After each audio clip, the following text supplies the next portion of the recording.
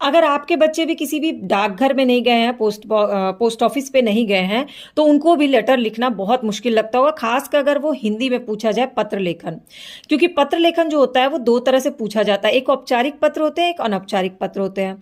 औपचारिक पत्र वो होते हैं जो हम जिनसे हमारा फॉर्मल रिलेशन, जैसे कि कोई प्रिंसिपल है, कोई एडिटर है। लेकिन अनौपचारिक पत्र वो होते हैं जो हमारे फ्रेंड्स होते हैं, फैमिली होती है, उनको लिखते हैं। तो इसका फॉर्मेट बिल्कुल ही अलग होता है औपचारिक पत्र से, और इसके टॉपिक्स भी बिल्कुल अलग होते हैं। तो चलिए, जैसे कि यहाँ पर एक औपचारिक पत्र दिया गया है, पिकनिक पर जाने हेतु पिताजी को पत्र लिखें, या अपने मित्र को लिखना है कोई पत्र, और या कि आप उसके घर आ रहे हैं मिलने के लिए, तो या अपनी बहन को कोई पत्र लिखना है। तो इसमें क्या होता है, फॉर्मेट ऐसे होता है। अगर आप किसी बड़े को लिख रहे हैं तो यहाँ आदरणीय या पूज्य से शुरू होगा, पूज्य पिताजी, आदरणीय माताजी, आदरणीय दादाजी, आदरणीय दादी जी। तो और अगर आप छोटे को लिख रहे हैं तो प्रिय मित्र, प्रिय बहन, प्रिय भाई, इस तरह से प्रिय से शुरू होगा। ठीक है, तो पहला लाइन ये है। दूसरा, अगर बड़े हैं तो सादर चरण स्पर्श, और छोटे हैं तो सप्रेम लिखेंगे। ठीक, ये सेकंड लाइन, ये दो लाइन कॉमन होती है। अब ये औपचारिक पत्र से बिल्कुल अलग है, इसमें लंबा चौड़ा फॉर्मेट नहीं होता। जिसको आप लिख रहे हैं उनको संबोधन करिए और उनको प्रणाम करिए। ठीक, और ये जो कॉमन लाइन है ये कॉमन होता है किसी भी अनौपचारिक पत्र में।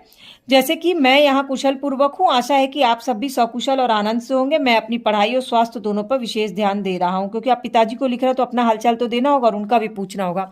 तो किसी को भी जब हम अनौपचारिक पत्र लिखते हैं ना, तो पहले अपना हालचाल बताते हैं, फिर उनका हालचाल पूछते हैं, और उसके बाद विषय पे आते हैं।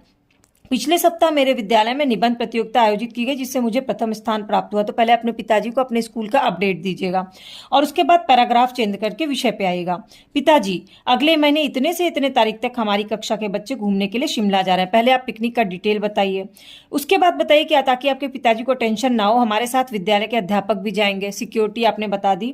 यह मेरे लिए नवीन अनुभव और ज्ञान दोनों की दृष्टि से महत्वपूर्ण है। मतलब आपके लिए पिकनिक क्यों इंपॉर्टेंट है, क्या फायदा होगा आपको, वो बताना, ताकि आपके पिताजी कन्विंस हो जाए आपसे। और फिर पैराग्राफ चेंज कर दीजिए। अब आपको पिताजी से काम किया है ये बताइए, आप अपना मैटर बता दिया।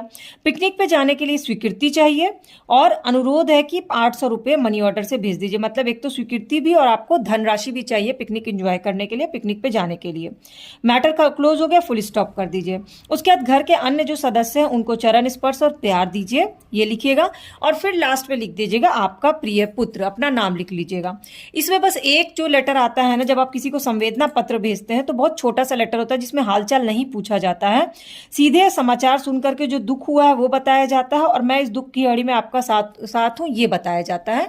ज्यादा डिटेल में ये जो संवेदना पत्र है ये नहीं लिखा जाता है। डिटेल क्लास जो है इसकी लिंक नीचे दी गई है, जरूर